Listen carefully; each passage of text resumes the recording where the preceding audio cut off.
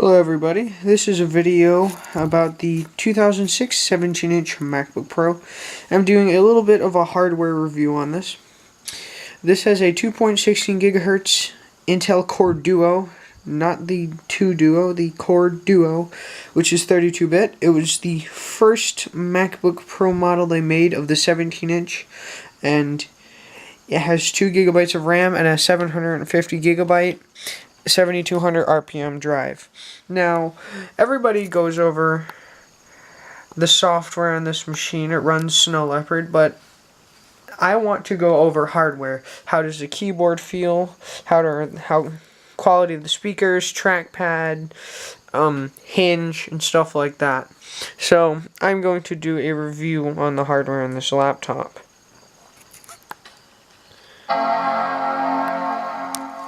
Now, my camera does not have the best mic, so things might sound muffly, but this thing has absolutely fantastic speakers. So that is something that I was looking for when I was looking to buy one of these machines, is how good are the speakers, because I was interested, since they have so much speaker space on each side of the keyboard, how that affected how good the speakers are. But they're really loud and bassy, and they're overall just really good speakers. I think, personally, of all the old Apple laptops that I've messed with, these have the best speakers. Now, I can't speak for the desktops because the 2006 iMac has much better speakers, but this is a laptop you're talking about. It's going to have terrible speakers. So, let's play a song.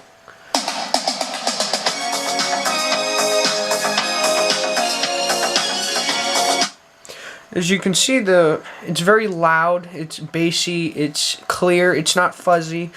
When you turn it up, like some of the newer MacBook Pros, the audio doesn't get fuzzy, or, you know, like that scrapey noise, like you feel like you're blowing your speakers.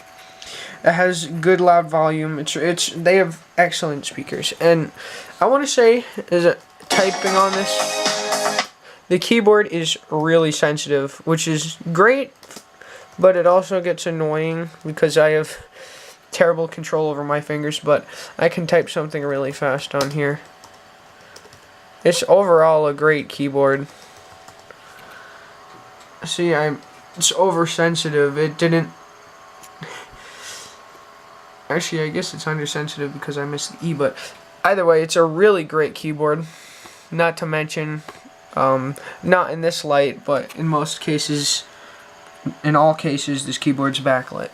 So, speakers and keyboard are excellent. Trackpad, it's really good. I think this is one of my favorite single, scrolling trackpads. It's not like the multi-touch, but what I like about this versus the trackpad on the polycarbonate MacBook is it doesn't fade, because this is made, pretty sure this is made out of glass, because the MacBook's made out of plastic and it tends to wear and get shiny, and it's harder to move your fingers around. So this has basic gestures.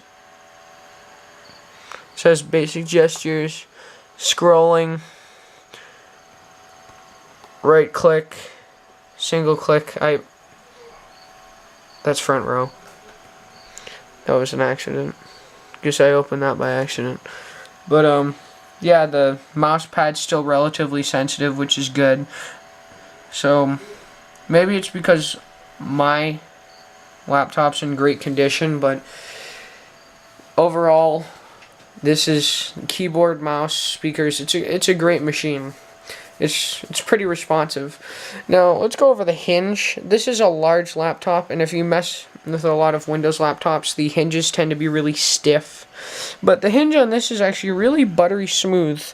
Kind of like how people said that the iMac G4 hinge was really smooth, like you could move the screen really easily. It's kind of similar to this. It's really easy to move, even though the screen's heavy. This is still one of the few Apple laptops, Intel laptops, that still has a button to open it. But the display's crisp.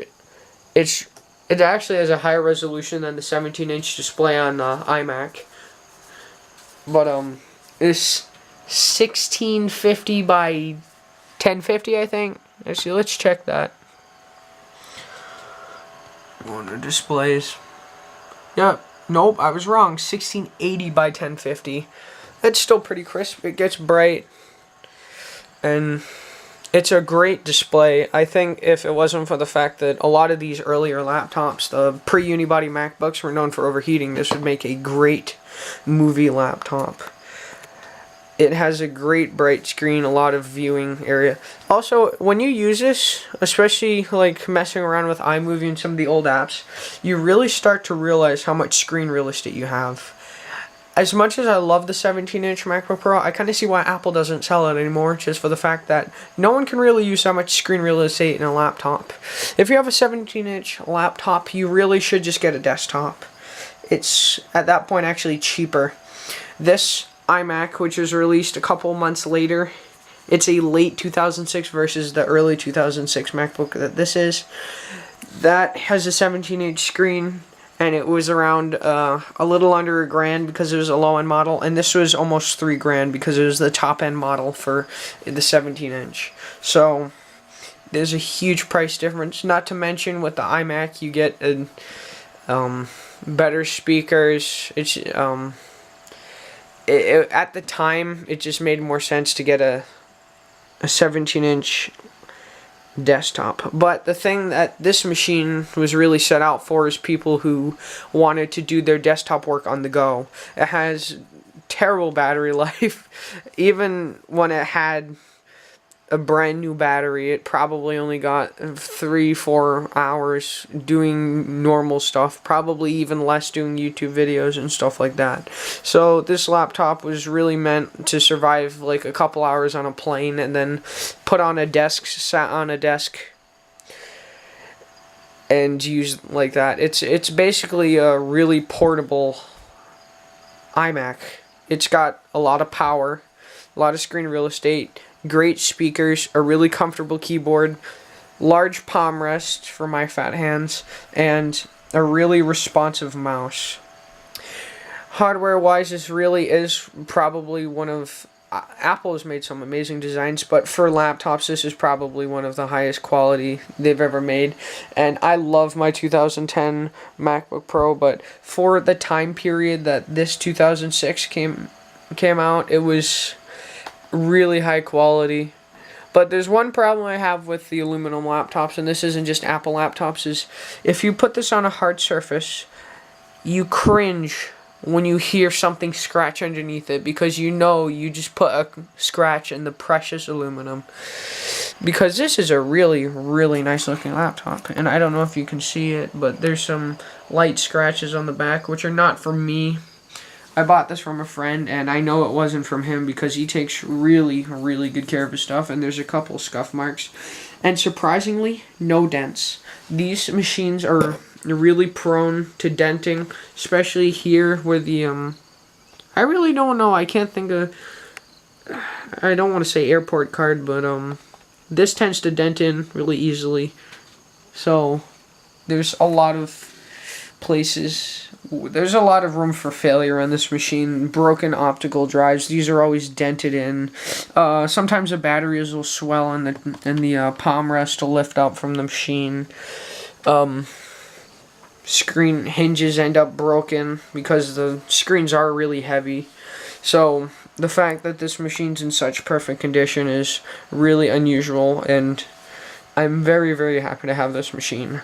But that's just my mini review on some of the hardware aspects of this machine, and it is a really great laptop. If you like collecting Apple laptops, I think either this or the PowerBook is a really great collector's item because you get to appreciate the design. And this is one thing I have to point out before I cut off. The beautiful power button. I love power buttons. That's like a thing that I've always kind of been obsessed with, is like the look of a power button on a machine. But man, does this have a really nice shiny power button. It's beautiful. Absolutely love the power button on this. I sound mentally insane, but I hope you guys enjoyed my hardware review on this, and maybe someday I'll do a speaker test when I have much better mic, speaker test between the 2006 MacBook Pro, my 2010 MacBook Pro, and my 2006 iMac, because I all have excellent speakers. Oh, and the Power Mac G4 with the Harman Kardon speakers, those I got from school. Excellent speakers. They were expensive for their time, and I see why, because they are absolutely beautiful speakers. I really have never messed with a better pair of speakers. They have a lot of sound for their size, and they're really overwhelming for a small room like mine, which is perfect because I like listening to my music loud. So that's all I have for you, and I'm sorry that I've been inactive on my channel. I just recently got the willpower to restart my channel and start sharing my knowledge and opinions on technology. And I hope you guys enjoy this video.